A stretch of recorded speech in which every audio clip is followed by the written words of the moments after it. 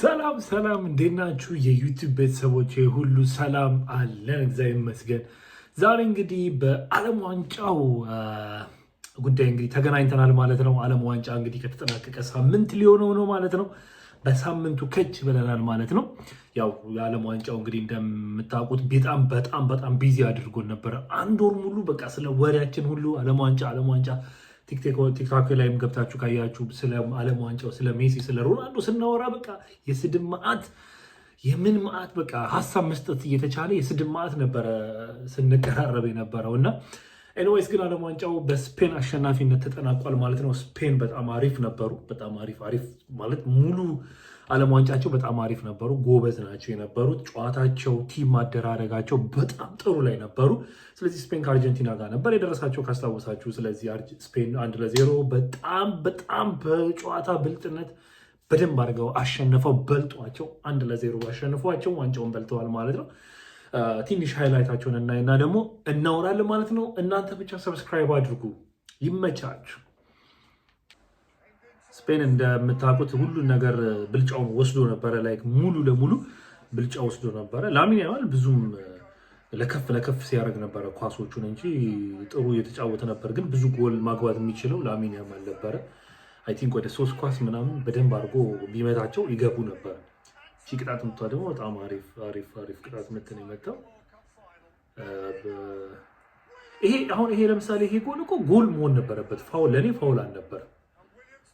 ፋውል ያልነበረ እንትን ነው ጨዋታ። ይሄ ራሱ ኦፍሳይዱ በጣም ነው የሚገርመው እንዴት እንዳዩት። ግን ቫር መታየት ነበረበት። የምር ቫር መታየት ነበረበት።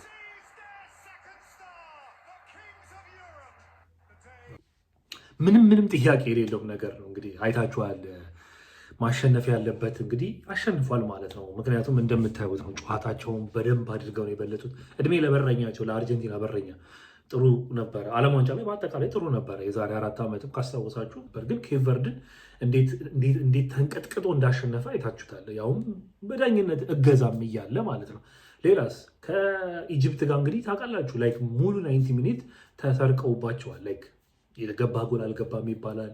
እነሱ ፋውል ሲሰሩ ፋውል አይደለም ይባላል።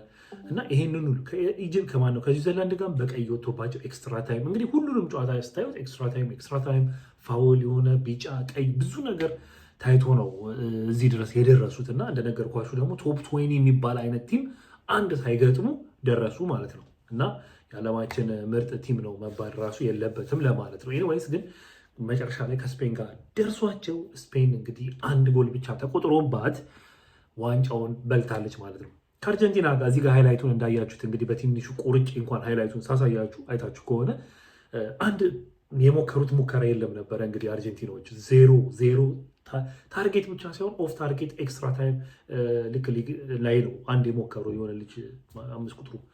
ኤንዌይስ ግን በአጠቃላይ ተበልጠው ሜሲ አልነበረም፣ ማንኛውም ተጫዋች አልነበረም። አልቫሬስ እኔ በጣም ጎበዝ ነው ብዬ ማደንቀው ተጫዋች እሱን ራሱ አላየሁትም ነበርና አርጀንቲና በጣም ተጫውተውባቸው ተለብልበው ተቀጥቅጠው ነው የተበሉት።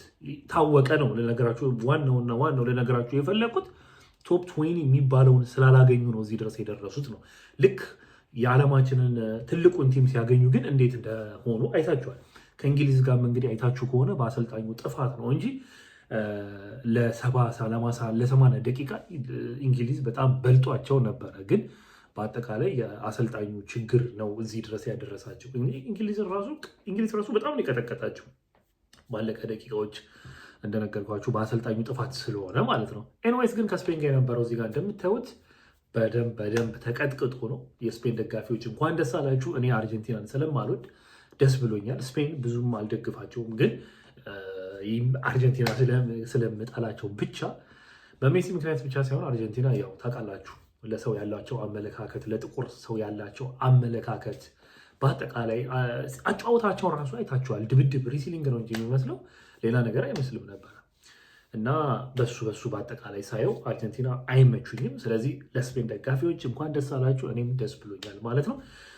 እናንተም ሀሳብ አስተያየት ካላችሁ እንግዲህ ኮሜንት ላይ ጻፉልኝ። ምን ደስ ካላችሁም ኮሜንት ላይ ጻፉልኝ እና በዛው እንነጋገራለን። ፓርቲቱም እያለን እንግዲህ እንገልጸዋለን ማለት ነው። ኤኒዌይስ ከመዝጋታችን በፊት ግን የዓለም ዋንጫ ቶፕ 10 ጎሎችን አይተን እንዘጋለን ማለት ነው። ለእኔ ቶፕ 10 ብዬ ያስቀመጥኳቸውን አንድ ላይ እናይና እናንተም አንደኛ፣ ሁለተኛ፣ ሶስተኛ እያላችሁ ታስቀምጡልኛላችሁ ማለት ነው። እናንተ ብቻ እስከ መጨረሻው ተከታተሉ። መቻችሁ። ስለዚህ አሁን እንግዲህ የምናየው ቶፕ 10ዎችን አይተን እንዘጋለን ማለት ነው። ስለዚህ 10ኛው የሜፓፔ ጎልን እናያለን ማለት ነው። ለእኔ 10ኛው የሜፓፔ ጎል ነው። እዚህ ጋር እንደምታዩት እንግዲህ ሜፓፔ ከስዊድን ጋር ሲጫወት ፈረንሳይ ምርጥ ጎል ላይ ያገባው ለእኔ 10ኛ አስቀምጠዋለሁ ማለት ነው። አስተጣጠፉ ምናምን አስተኝቷቸው ምናምን እና ኤፍኤ ስላገባው 10ኛ አስቀምጠዋለሁ። ይሄ እዚህ ጋር አጨዋወታቸው ነው እንጂ ጎሉ ሳይሆን አጨዋወታቸው እዚህ ጋር በጣም ጥሩ ነበረ።